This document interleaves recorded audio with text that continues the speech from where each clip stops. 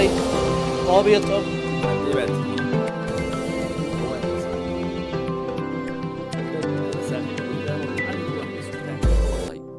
dhulka islaamka la maamulay xilligaasi ay aad u ballaaratay sababtoo ah shaygu bidaysu duu fiicnado waxa weeyaan khaatibiisuna aad u wanaagsanaataa kor u qaadnana insha Allah oo qorshe inoogu jirtaa kan in ka badan waxaan ku raasanaado aqoon isuwida bismillaah maanta taariikhdu tahay 4 bisha 12 ee 2019 waafaqsan hijrada 7 bisha 4 1441 annagoo fadhinaa dugsiga barbaarinta Al-Shaad ee uu hoos tago dugsiga hablaha ee primary-ga hoose dhexe ee ah halkay ka unkumay ama laga aasaasay dugsiyada Al-Shaad ee mudane maamule waxaan halkan maanta noo suurto gashay ilaa fadligii barnaamij aan muddo wadnay oo la yiraahdo qaraar laga kitaab qaybtiisii 7 ayaan halkan barnaamij ku qabanay barnaamijkan wax weeyaan barnaamij aan ugu talagalnay sida ardaydeena dugsiyadeenna ay karti u yeelan lahaayeen buug si loo soo diyaar buug dhan oo haddii doonto kumaan kumbeesha inay xog xogtu uu xambaarsan yahay si kooban ay u soo maanguuriyaan dabadana ummadda u soo bandhigan su'aalo laga soo wareeyo sidoo kale ujeedada kale aan barnaamijka leen wax weeyaan in maktabad weyn baad nagu furteen dugsiga sare maktabada buugaag badan baa taalay ardayda aqoon badan ma lahayn barnaamijka hor intaanaan bilaabin kaana waxa weeyaan in buugaagta kor laga faa'iideysto ujeedada kale maamula maanta aan sameynayna wax weeyaan in iskuuladeyna ama Hargeysa ku yaala ama Gibiley in ardaydu ay isbartaan oo ay noqdaan dad walaala oo wax soo saar leh hal meel isku yimaado marka barnaamijka maamul waxaan ku qaban jirnay xafiiskiina director marka waxayna la noqon weyday inaan ku ekeeno siga dariga mar hadda xafiiska director maamusho iskuuladaas marka alxamdulillah barnaamijku marna arday baa gasha marna maamul askar wiigii hore isaga lahaa wuxuu soo jeeday qisadii nabi Yuusuf calayhi salaam isagoo ujeedadu ka laana ay tahay dhowrsanaanta in ardayden barno imaka maanta barnaamijku waxa waa tijaabo ardaydan primary-ga ee hablaha waxay eegayaan qaabkii loo agaasimay 11 bisha 12aadna waxay maanay xafiiskiina director masalaha barnaamijkayga soo jeedinayo laba qiso ayaan gacanta u dhiibnay mid waxa weeye qisadii nabi Muuse calayhi salaam kalaad wax weeyaan hijradii nabi Maxamed calayhi salaam labada qiso waa diyaar macallimiintu way diyaariyeen wiigan xaqaas iimaaneen waxa kaloo aan u maadnaq xillinna maamul sayid oo runtii aad nala shaqeeyay halkan qolkan ku xigana inamadii primary-ga qaafaa noo soo diray seminar baan yara siinayna maamule waxaan halkan ku nimaa faligiina hay'adiina director iyo dugsiyadiina isku duuban oo mid ah aan kugu soo dhaweynaa assalaamu calaykum bismillah alxamdulillah والصلاة والسلام على سيدنا محمد وعلى آله وأصحابه ومن تبعهم بإحسان يوم الدين أبنائي وأحبائي السلام الله عليكم ورحمة الله وبركاته إلهي ومهد سبحانه وتعالى أولا إننا دقي أمة مسلمين إننا وافتشي إلهي سبحانه وتعالى إننا نرغنا أمة فيلك أما وحقيفتا وحبر الشدة أما وحقرسك إلهي سبحانه وتعالى وافتشي waxaynu ogsoonahay dalka in badan oo idinkoo kale ama da'deennan oo kalihi inaanay waxna akhri waxna qorin ilaahay baa in badan aan idinka mudan inaad u mahadnaqdaan subxaanahu wa tacaala taa kadib barnaamijka walaalaha soo qaban qaabiyey ee ugu horeeyo cabdidaayim ilaahay subxaanahu wa tacaala ka abaalmariyo runaantii waa barnaamij aad iyo aad u qiimo badan labada qodob oo xambaarsan yahay qofku inuu wax akhriyo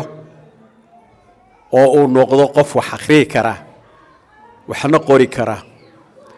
waayo waxaynu nahay ummatul iqra nabiyullaahi maxamed calayhi salaatu wasalaam qur'aankii ugu horeeyay ilaahay ku soo dejiyey wuxuu ahaa ilaahay ku yiri iqra akhri sidaa darteed waxaynu nahay ummatul iqra ummad inay wax akhrido ilaahay subxaana wa tacaala u doortay tusaale waxaan u soo qaadan doonaa badin maayo walaalahii baa dhameeyey macallimiintii iga horreysay ayaa si fiican idinku balballaadhiyey qaabka wax loo akhriyo tusaale waxaan idinku soo qaadan doonaa 2 imaam oo a'immada islaamka ka mid ah fuqahada waaweyn ee culimada waaweyn ee turaaska aadka u badan u culus ka tagtay mid waxa weeyaan imaam shaafici raximahullahu raxmatan waasica imaam kale imaam shaafici gasoo taariikhiisa leega badiyo wuxuu ahaa agoon waxa uu ku geeriyooday dhowr iyo 50 jir turaaska uu ka tegey iyo ummadda dhaxalka uga tegeyna dee waa ogtihiin oo waynu garanaa intay leeg tahay weliba nolosha maanta aynu ku noolahay iyo agabkaynu haysanno iyo xadaaradda maanta la gaadhay may haysanin waxay wax ku qori jireen ama wax ku dhigi jireen ama ku dhigan jireen masaajidada waxay haysteen qalinkoodu wuxuu ahaa qalinkii qoriga ahaa ee gacanta lagu qori jiray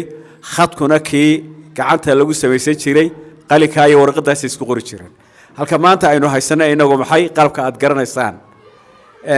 waxa ku xigay imaam nawawi raximahullahu raxmatan waasica imaamkaasi wuxuu ka tegay isna turaas aad fara badan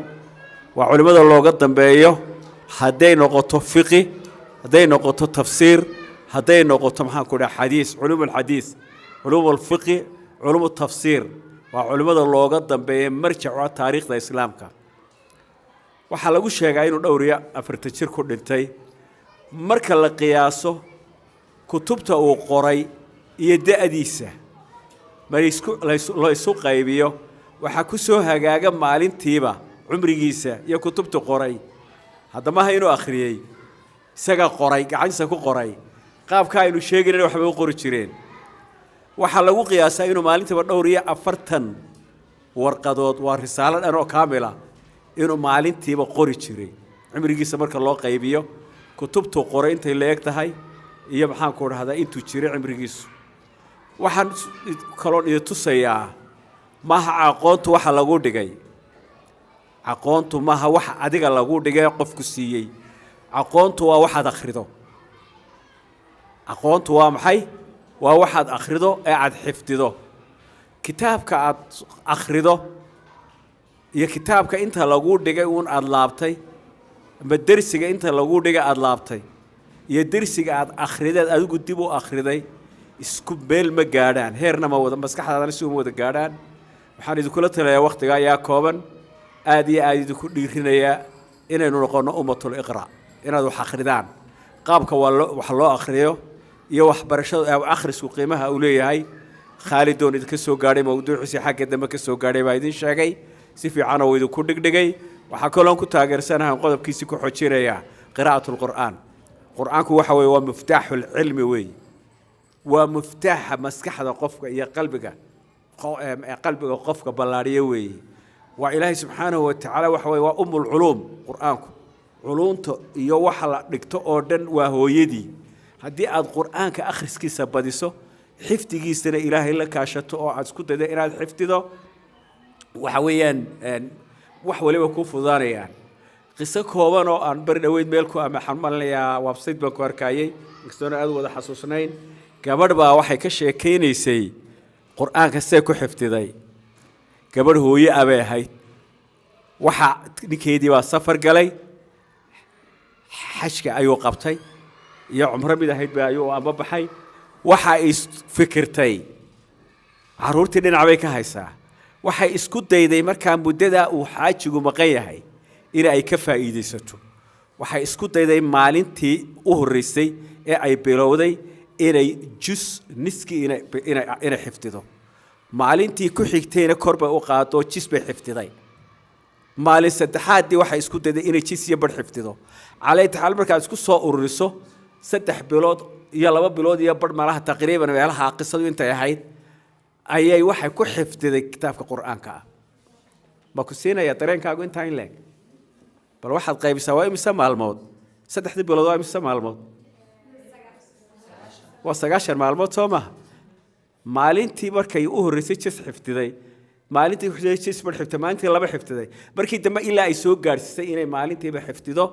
saddex jis ay soo gaadhsiisay inay maalintiiba xifdiso saddex jis soo gaadhsiisay qishaa qaybtiisa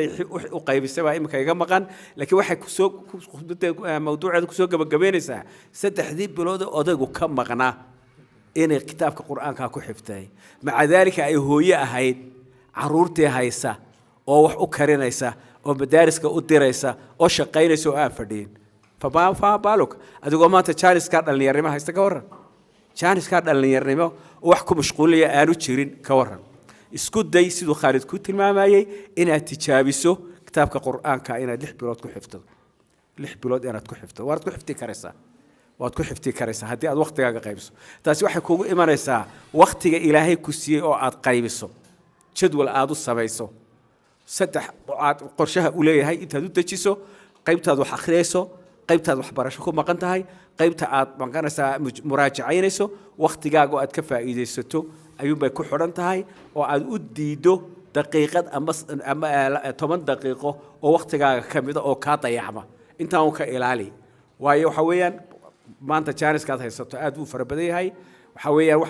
maxaan ku dhahaa mashquul oo kale mashquuliya ma jiro dhalinyar baa tihiin idinka baa laydin adeegaya gelin horiyo gelin dambaba laydin diyaar garoobay inaad wax barataan waxna xifdidaan aad iyo aad baad u mahadsan tihiin barnaamijkana aad iyo aad baan soo dhaweynayaa waxaan ballan qaadaynaa haddii aanu nahay mas-uuliyiinta in aanu wixii aad u baahan tihiin barnaamijkaasi ku dhammaystirmayo ee aynu akhriskeena iyo qorsheena kor ugu qaadayno inaanu iskala qayb qaadano hormuudna aanu ka noqono waxa kaloo iyana aad iyo aad u bogaaginaya waxa weeyaan waxaynu nahay mu'asasad aad iyo aad u ballaaran iskuullada aynu hayno director air host mu'asasadeena director air hostaga min gabila ilaa hargeysa waxa weeyaan waa ugu yaraan kolka u yar yihiin 5,000 oo arday 5,000 oo arday ma yara 5,000 ee arday oo aad barato ka waran qiimaha kugu fadhiyaan eeg intay walaalnimadaadu ballaaranayso intay saaxiibnimadaadu ballaaranayso intay ehelkaaga iyo maxaan ku dhahay xigtadaadu ballaaranayso aad bay u ballaaran tahay koonaha aad tagto xafada aad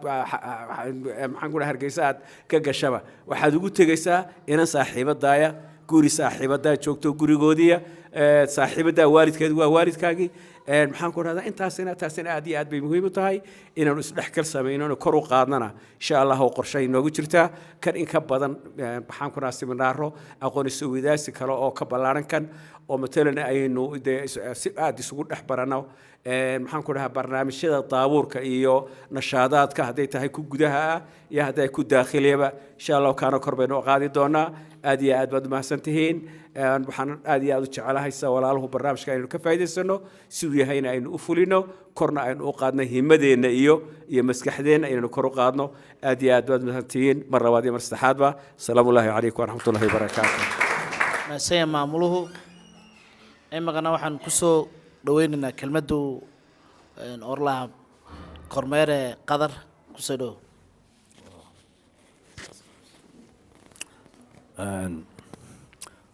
waad salaamantihiin arrimahan la wada ee dee waxbarashada ku saabsan waxa weeyaan qofku inuu wax akhriska kordhiyo hadday diini tahay hadday maadi tahayba waayo the more you read the more you understand markaad badiso akhriska ayaad wixii fahmaysaa iminka masalan idinku arday baa tihiin buugga waa inaad la saaxiibtaan haddaad buugga la saaxiibi weydaan ood macallin wax ka sugtaan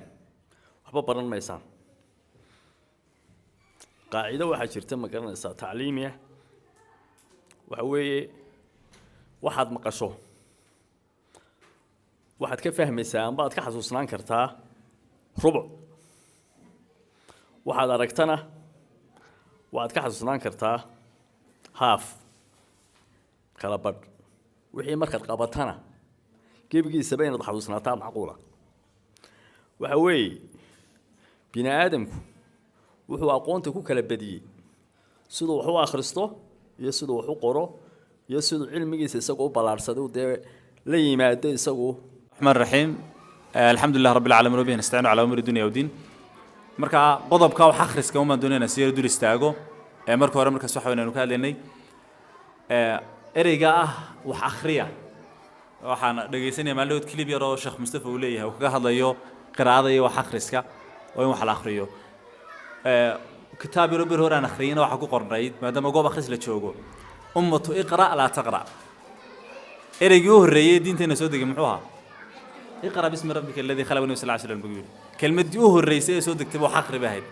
nabi sallallahu alayhi wasallam isagoo waxbaan akhriin oo ummiya culimadu markay aayadda tafsiirinayaan ahmiyadda qiraa'adu ay leedahay nabi sallallahu alayhi wasallam la barayay si uu wax u akhriyo waxa weeyaan ummadiisuna wax u akhrido kitaabka sheekhaasi uu qoray runtii aad baad ula yaabaysaa waa ummatu iqra ummadii markii u horreysay baa manhajkeedu ahaa wax akhriya oo laa taqra abudaan wali wax akhriyeenin marka talooyinka inta ugu faraha badan la macallimiintu inay siinayaan waxa kamid aha wax akhrisku wuxuu u baahan technique shay kasta wuxuu u baahan xirfad la barto sidaad markaas waxa weeyaan loo barto in dhismahan qofkii dhisay uu engineer u soo bartay ayay tahay hibo qofku uu baranayo qaabka wax loo akhriyana wax akhrisku waxa weeyaan waa waxyaalaha ummadu ay kula hormareen imika waxbarashada baa aqoonta gebigeeda waxyaalaha saddex baa loo kala qaybiyay gebi aqoonta oo marka la soo isku soo ururiyo qayb aqoonta kamid ah kharashaad baa lagu bixiyaa oo la isku fangareeyo oo tan dhigano weeye tan maadigeenu dhigano scholarships baa la helaa dadka waa lagu fangareeyaa waxa weeyaan bal ee waxa caawimaad baa lagu bixiyaaba sababtoo waa aqoon iska standard ah qofka bartaanba engineer buu noqon amba doctor buu noqon aqoon kamid ah aqoontaana waa la kala qarsadaa cid siyaasad jirto basaasada ugu faraha badan leh iyo sirdoonka ugu faraha badan la caalamka waxay ku jiraan baa la yiraahdaa aqoonta waxa weeyaan waa cilmiga waxyaalaha ikhtiraacay la soo saaro waa culumtan ku saabsan nuclear iyo atomic bombka iyo waxyaalahaasi ee caalamka waxa weeyaan la isku haysto iyo quwadaha waxa weeyaan teknolojiyadan atomic bombka iyo waxyaalahaasi waa culumta qofka yaqaanana waxa weeyaan gooni loola macaamilo dadka ashqaasta yaqaana dalka qaana aan laba keeninba inagu theory baan ku dhiganaa imika chemistry oo kale waad baran doontaan xirtan secondary-gu si fiican bay u garanayaan waxa weeyaan idinkuna aad u tagi doontaan waxaad baran doontaan culum fara badan oo chemistry ku taala oo qaar fara badan practical aan ku arki doono laakiin culumtaasi waxa lagu oran doonaa nuclear bombka amba nuclear-ka protons waxa ku jira markaas waxa weeyaan neutrons baa ku jira protons electrons baa ku jira waxa weeyaan protonada iyo neutronada nucleus ku jira electronada ku wareegaya iyo waxa jira wax loo yaqaano radiation baa jira waxyaalaha caynkaas oo theory ardayda ayaa looga sheekeeyaa laakiin practical dalkeenu ma yeelaan curiyaal fara badan arkeen baa laga yaabaa ardaydu oo curiyaal fara badan arkeen laakiin marka loo noqday ee America xagga la tago meelo siro cidna aan ogeyn Mareykan iyo Russia ay ku dagaalamayaan baa jira culumta wala kala qarsadaa culumta qaarna wala kala iibsadaa waa manhajka wixii ah oo dhan diinta islaamka waqtigii laga soo bilaabo la dagaalamay la joojiyay ee dagaalkii markaas waxa weeyaan caalamka ugu weyn oo ku dhacay waxa la isku wada waafaqay gaalo dhan isku waafaqday inaan mabda islaamka aru faafin imka waxa lagu dagaalamaya caalamku waa mabda weey maxaa aaminsantii baa lagu dagaalamaya kutubtan imika maalin waxa akhrinay fasalka 8aad waxa lagu qaadan jiray ardayda loo dhigi jiray markaas waxa weeyaan siyar at-taabiciin suwar min siyar at-taabiciin baa loo dhigi jiray waa waqtiyo dhaweyd manhajta carabiga ee la dhigan jiray bay ahaayeen imika way ka baxeen waxa ku qornaa ardayda buugayran eegaya ku qornaa waa manhajta la dabar tiray way hay'adaha la dagaalamaya manhajta laga saaray inaan la dhigan aan la doonay ba kamid tahay waxa ku qornaa oo ardayda eedka loo dhigayay taabinta asxaabadii ay si fiican u soo fahmeen ayaa taabiciintii loo yimid waxa ku qornaa siiradii maxamed ibn siirin waxa ku qornaa shurax al-qaadi waxa ku qornaa markaas waxa weeyaan xasan al-basri culimadaasi taariikhdoodii baa loo dhigayay bal ardayga eedka idinku qiyaasa si fiican u fahmay Umar ibn Khattab oo kaliya inuu arkaynaa oo taariikhdiisa ka gayoonayna hadii aynu baran lahayn inuu si fiican u fahmi lahayn waxa weeyaan asxaabtooduna aynu wada baran lahayn dad waxaynu noqon lahayn la meel ay ku daydaan akhrisku markaa aanu soo noqdo qodobkeen akhriska haaye akhrisku waa shay qofku wax ku noqon karo maadaama aynu niri qofku 15 daqiiqo waa waxyaalaha la qiyaasay kamid yahay qofku 15 daqiiqo kaliya haduu wax akhriyo qofku uu gaabiyo 10 page buu akhri karaa taa 15 daqiiqo aad fadhiisato quraanku tijaabiya qiraa'ada quraanka kale marka la akhrinayo qofku quraanka xifdisani 15 daqiiqo jisbaaba lagu akhriyaa waa 20 page weey haddii aad qiraa'adaada aad wadad ku celceliso maalmaha hore ku adkaanaysa ha oo qofku dabarasho u baahan yahay maalinta hore markaad wax akhristiraax laga yaabaa inaad labada page aad dul fadhido waxa weeyaan badh baad dul fadhido ku yar adkaado laakiin markaad ku celceliso shay la akhriyay shayga ugu horeeyo ugu muhiimsan oo quraanka weey haddii qiraa'ada quraanka aad barataan waxa joogo dalkeena la jooga waxa weeyaan dad isbuuc kasta quraanka dhameeya sabtiday bilaabaan jimcaana way soo gabagabeeyaan waxa laga yaabaa haddii dib aynu inagu isugu noqono in rabadaantii dadka qaar ay ugu dumisay quraan akhri markaas waxa weeyaan ay dhameeyaan waxa laga soo bilaabaa suuratu faatiha laga soo bilaabaa sabtida waxa weeyaan nisaa bay dhameeyeen maayida lagu joojiyaa maayida hadda ka bilaabaan suuratu yunus bay ku joojiyaan markaas waxa weeyaan isniinta yunus bay ka bilaabaan israa lagu joojiyaa markaas waxa weeyaan salaasada israa ka soo bilaabaan suuratu wasaafaat bay ku soo joojiyaan arbacada wasaafaat bay ka soo bilaabaan waxay khamiis arbacada saafad bay ka soo bilaabaan waxay ku soo joojiyaan markaas waxa weeyaan suuratu qaaf qaaf baa laga bilaabaa oo maalinta u dambaysa barbinaas waa fami bishawqin baa lagu soo ururiyaa faatixa ila maa'ida ila bani israa'iil yunus ila bani israa'iil ila shu'ara ila wasafad ila qaaf ila barbinaas waa 7 cisho sabtidii bay bilaabay qofka quraanka jimciina u dhameynaya meel wax laga akhriyo aan garan karo oran karo way ka muhiimsantahay ma jirto dad quraanka qiraa'adiisa aad barato shay kastoo gacanta u qaadum deero koomad ku dhameynaysa kitaabadu way fududaanayaan carabiga isaga hadalkiisa badaa dad quraanka dhowr shay kharatinto markaad xagaa ka bilowdo carabiga kutubta si fudud baad u dhameynaysaa qodobkan aadka ay qanciyeen aadka uga hela waxa kamid aha taariikhda inaad akhridaan taariikhdu carad maxay tiraa taariikhu cid nafsaha Soomaaliya yuciidu nafsaha wuu soo noqonayaa taariikhdu dhacdo un baa dib u imanaysa Umar ibn Khattab qaabku wuxuu bartay iyo qaabkii markaas waxa weyn islaamnimadiisa dad barato saameyn bay ku keenaysaa waa idinku oo aan joojinin oo maadaama maanta la idin baray qaabkii wax loo akhrinayay kutubun bilaaba oo bal taariikhda ka bilaabo qodobka koowaad kutub 10 aad dhiganaysaan oo istijaabiye bal wax akhriskaagu sidoo u dheereynayo oo haddii aabad aragto adiga oo waxa weeyaan wado oo maalinta ka dambaysa si fududaanayo waxa laga yaabaa markuu imtixaanka eedku soo dhawaado inaad tiraahdo usbuuca waxaan ku dhamanayaa maadada oo laga ba 6 ilaa 8 inaad hal usbuuc ku akhrido maadada gabigeediba waxa akhriskuna inta hore waa sacab waa adag yahay waxa laga maalmo hore inaad lulooto daasho yar tabacanto laakiin akhiiran waad la qabsanaysaa waxaana la yiraahdaa waa shay waxa akhrisku hadii la qabsado waa shayga ugu macaan oo wad xitaa dadkii asxaabtada farfarsanaysa waxyaalahaasi iyo meelaha yar la iskaga nasnastay iyo waxa weeyaan guriga inaad fadhiga iska fadhidayo waad ka caajisaysaa haddaanad kitaab gacanta ku sida nolosha kuma cuntamayso marka qiraa'ada run ahaantii waxaan aad uga helay wanigi marka bilowgii aan idinku lahaa waxaan moodayay markii la yiri secondary-ga baa qabanaya nidaam markaas waxa weyn seminar wax akhris in qaabka Ingiriiska loo akhriyay nidaamkaas oo kaliya ay wadaan laakiin waxaba aad aan uga helay macallinkii uu dilo jooga waa inaad fataaxo waa islaamik weey hadaan wala taariikhda xaq oran ka sheegin waa degree markaas waxa weeyaan culumta islaamiga ah waxa weeyaan shariicada waxa weeyaan qaatay soo qaybta secondary-ga jooga waliba laabkii xagga la jooga haddana waxa weeyaan iyo Sheekh Cabdidayn iyo waxa weeyaan macallinkii misteriyada u taqaanaa laakiin macallimiintu markasta waxay leeyihiin background islaami ay leeyihiin amba waxa weeyaan history islaamiya oo in kor loo soo qaado inuu dareensanahay in islaamkii lagu fadhiyo oo ku casharadiisii loo dhiganaynin oo ardayga mabaadiida islaamka soo loo dhigan wax badan ay ka khaldeen manhajtan dhigan laakiin adiga arday ahaan macaahida gala kutubta akhriya quraanka akhriskiisa joogteeya waxyaalahaas oo marka la isku soo wada ururiyo waxay noo qabaneen noo fududeynayaan inaan wax akhriska baranno cid akhris inaga horeysa ma jirto taayaan la inoogu sheekeen waxaan arkay maalin dhaweed arday dhalinyaro yar oo soo dhigaysa meelaha baraha bulshada waxa weeyaan xawaaraha wax akhriska ayaaba lagu tartamayo meelalkan oo waxa weeyaan xarunta dhaqanka la yiraahdo ayaaba tartan wax akhris iyo wax lagu gelayo arday qaar ba intaas oo speedkan wax ku akhriya waa inta mid kale waa inta dhalinyaro yar baa isku soo tilmaamay intaas oo book baan dhameeyay hadaad barato marka koowaad waxaad ka bilowdaa oo bidaayadu ay noqonaysaa sababtoo ah shaygu bidaayadu duu fiicnado waxa weeyaan khaatimiisu aad buu wanaagsanaataa bidaayada haynu meel fiican ka bilowno akhriska marka horeysa dadka bilowdo book fiction buugta fiction kana way iska dhib badan yihiin buugka sheekeynaya markaas waxa weyn qisooyin dhacay iyo waxa weyn waxay lacaynkaas ardayga dhibaato ku keenan kitaabka quraanka aynu ka bilowno akhriska bal qofka soo tijaabiyo ardayda yaran wuxuu dhigay ayaa maalin dhowr cisho wax akhriska ay waada igu tiri waxaan ku yiri bal marka hore aynu isku nimaadnay waxaad ka soo bilowdaa bal maalin kasta markaad quraan 10 ka akhriyayso maqro quraanka ku horeysay quraanka way dhameysay haddana ma akhriyay igu tiro quraan dhameeyay ma garanay macal waqti igu dambeysay waxaan ku yiri maqro quraana amba laba beejo quraana bal ka soo horeysay maalin dhexdii ahayd bayado runaantii si fiican wax akhriday bay ii timid waxa ku dhalkeed wada waxay ku tiri suuratu nisaa baa si dhameynaya habeenkii markaas saxnay laba maqro kaliya akhriyay bay tiri أنا حسين ما حنقول أفر بلود كدي بدقران كده ما نسا لكن بلنا تكاد سي بديسو ما دام الله مقرات كبحيسو سدد مقرو تشيسكيوها وحويان واحد كل ما نسا مركز وحويان صدق كتشيس وأفر بلود بكو قاعد نسا بل كسو ددتش واحد كده دينا حسب كدكتو والله بلود كده ما يسو مركز دم تشيس مالك استاد أخرده بلاد كده ما يسو إلا إنه سوق إنه ده واقع شخداري اللي شوقه ودياش إنه هري علماء إنه هري قرآن كتب تاسع لو ختم شري سبع بالورن شري سبت ذا البلاد شري معاه لمين شري bal haynu ka bilowno xaqriska quraanka ay dhibaatiin idinku iyo xirtana kala secondary dhamaantiinba waxaad sameysaan markaad wax akhriyeysaan quraanka page ku horeysay hal page kaliya bal ku bilaabata oo akhiran waxaad arkaysaa isagoo akhriskii tacabka ahaayee dadaalka faraabanda u baahnaa intaad bilowdaad soo fudaad u dhameynayso intaasan ku soo gabagabeynay aad baad u mahadsantihiin marar badan oo kale aan soo arki doonaa in wada sheegsan doona insha Allah waxyaalo badan soo raxiim alxamdulillah ilaah baa mahadleh halkan soo keen kare marka horeysan waxaan u mahad celinayaa maamulaha dugsiga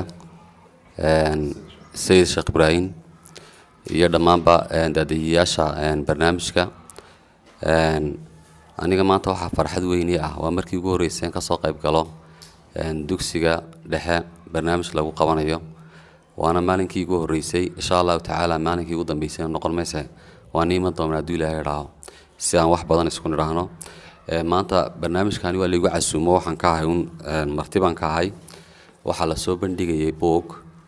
qiraa'o la kitaab boogan ku soo akhriyay kadibna aan ku soo koobayo nuxurkiisa iyo wuxuu ka hadlayo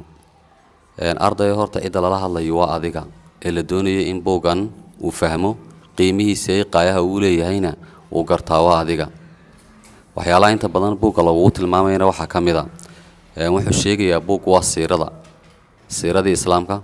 siiradana waxa la rabaa qofka islaamka inuu sideeda u yaqaano oo lagaaga warramin adoo islaam ah inuu ina yaro gaalihi una kaaga warramin adigu aad warroonaa la doonaya ujeedkan ka lahayn waxa weeye ardaydu inay ku barato akhriska marka boogan waxa la yiraahdaa siiratul Umar ibn Khattab sida ay ardaydu inaga soo sheekaysay wuxuu ka kooban yahay 7 fasal ama 7 unit buu ka kooban yahay oo u dhigma 14 chapter waxaynu oranaynaa marka wuxuu ka kooban yahay 582 page nuxuro fara badan buu ka hadlayaa ahmiyado fara badan uu leeyahay wuxuu ka hadlayaa ku bilaabmaya Umar ibn Khattab abtirtiintiisa salaynay sheegayba ay nagu abtirisay ayaan waxa kale ka hadlayaa noloshiisii hore ee maxay ahaydeen markuu ahaa jaahiliga iyo markii dambe islaamka uu noqday awoodihii uu lahaa Umar ibn Khattab iyo geesinimadiisii uu soo koobaya anigoo aan isku sharaxay waxa la yiraahdaa horta magacayga macallin Nimcaan baa la yiraahdaa Nimcaan Maxamed Sheekh Maxmed barasho wanaagsan inaan idin horeysiyo hay'adana idin sheego waxaan dhigaa maadada historyga ayaan dhigaa secondary aan ka dhigaa insha Allah tacaala waynu ku kulmi doonaa marka Umar ibn Khattab waxyaalaha badan ee ka faa'iideyna waxa kamid ah inuu ahaa ninkii ugu horreeyay ee aasaasay dawladnimo caadi ah dunida ka aasaastay dawladnimo hana qaado oo sax ah ninkii aasaasay buu ahaa wuxuu sameeyay waxa maanta loo yaqaan gudoomiyayaasha gobolada oo xilliga walaayad loo oran jiray ayuu sameeyay wuxuu qaybiyay maadaama islaamkii uu batay dhulka islaamka la maamulay xilligaasi ay aad u ballaaratay wuxuu sameeyay markaasi gobollo qaybiyay waxaan soo qaadanaynaa dhowr gobol oo qaybiyaan soo qaadanaa tusaale ahaan gobolkii Xijaas la isku oran jiray ee Makki iyo Madiina waxa loo qaybiyay markaasi Makki iyo Madiina laba gobol oo midna ay hogaamisa Makka midna ay hogaamisa Madiina loo qaybiyay Falastiin wadanka maanta la yiraahdo Umar ibn Khattab wuxuu qaybiyay laba qaybood laba magaalo waaweyn oo ilaa imiga jira waxa la yiraahdaa Eyla iyo Ramallah labada magaalo loo qaybiyay Iraq oo xilliga iyaduna jirtay waxa loo qaybiyay laba magaalo oo ilaa imiga jira waxa la kala yiraahdaa Basra iyo Kufa haddaan soo qaadano maxay Faris dhulkii la isku oran jiray waxa uu qaybiyay Umar ibn Khattab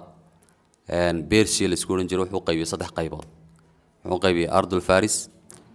Azerbaijan iyo Khurasan Azerbaijan markaan sheegayno waa wadan imiga jira oo la jaara Afghanistan Khurasan markaan leenahayna waa Afghanistan qayb kamida iyo Pakistan qayb kamida Umar ibn Khattab macna saasuu qaybiyay si loo maamuli karo dawladda islaamka ee aadka u ballaaratay boogan nuxurka uu sheegay ma soo koobi karno laakiin aad iyo aad baan idinku mahadnaqayaa idinka iyo maxay ahayn hawlwadeennada barnaamijka oo waliba aad u sii mahadnaqayo Cabdidaayin iyo maxay ahaydeen Cabdi Fataax oo soo diyaariyay barnaamijka noocan ah ee ay doonayso ardayda badankooda laga rabo inay ka faa'iideystaan waxa kale oo ardayda kula tarnaya qofka bili aadmigi goormu wax noqda horta waa marka dee wax akhri u noqda goorma lagu tilmaamsan karaa ama lagu dayn karaa waxa lagu dayn karaa markaad wax akhrido aad dadkan hor iman karteed wax ka soo horjeedin karto tusaalaha balimiga ina taa maxay ahayd si fiican aad u garanaysaan maxay ahaydeen qani dee dhawaan bay niga tagtay maanta waa form 3 shalay waxay idinla joogay saabiriin Soomaa wax yar bay idinka maqan tahay sanad waxaan rabnaa ujeedka laga leeyahay waxa weeye barnaamijka inuu ardaygu isagu isbixin karo uu dadka soo horjoogsan karo isagoo aqooni ka buuxdo isagoo aqooni maskaxiis ka buuxdo kalsoonida qofku wuxuu heli karaa mar alla marka uu wax akhriyo maskaxdiisu wax badan ogaato ayuu qofku kalsooni buuxdo heli karaa marka waxaan idinka rabnaa inaad naga dhaxashaan oo naga heshaan faa'iidada ay leedahay wax akhriska faraha badan le bini'aadmiga u kaaba maskaxdiisa ayuu dhisaa caqligiisa ayuu toosiyaa garashadiisa ayuu dheereeyaa marka waxaan jecelnahay inaad noqotaan maxay ahayd bulshada beritoole idinka hagi doona dadka tiirka u noqon doona idinkay noqon doontaa waxaa la rabaa markaa inaad noqotaan dad dhaxalgal ah oo la hiigsan karo oo dadku ku dayan karaan inaad noqotaan baan doonayna sida imiga ardaydeena ka muuqata sida mumtaas iyo markay hadlayeen aad arkayseen qaabkay u hadlayeen ay la qabsadeen masraxadda iyo qaabkay u soo istaagayaan siday wax u sheegayaan ay u gudbinayaan ujeedooyinkan ka leenahay ee barnaamijka laga leeyahayna waa isla arrinkaa un marka aad baan idinku mahad celinayaa idinka iyo daadihiyaasha barnaamijka wasalaamu calaykum waraxmat ullahi wabarakaatu